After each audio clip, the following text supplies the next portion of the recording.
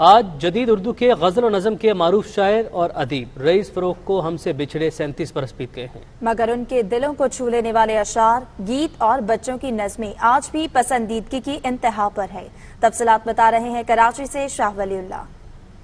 حالات سے میں صلح تو کر لوں لیکن مجھ میں روپوش جو ایک شخص ہے مر جائے گا۔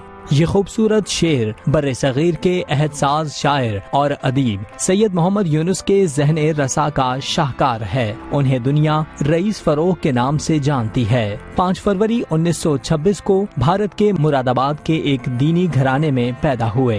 رئیس فروغ ایک ایسے شاعر ہیں کہ جن کی مثال اردو ادب میں ملنا محال ہے۔ یہ جدیدیت کے جملہ جو معیارات ہیں اس پر پورا اترنے والا شاعر کہ حسن کو حسن بنانے میں میرا ہاتھ بھی ہے، آپ مجھ کو نظر انداز نہیں کر سکتے۔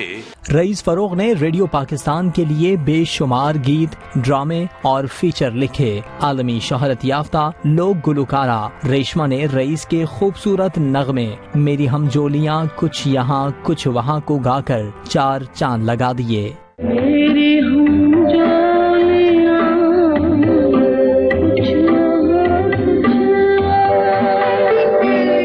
وہ اپنا شعری مجموعہ رات بہت ہوا چلی مرتب کر رہے تھے کہ دستے کسا نے مہلت نہ دی اور 5 اگست 1982 کو دل کے دورے سے وفات پا گئے۔ لوگ اچھے ہیں بہت دل میں اتر جاتے ہیں، ایک برائی ہے تو بس یہ ہے کہ مر جاتے ہیں۔ شاہ ولی اللہ، GNN کراچی۔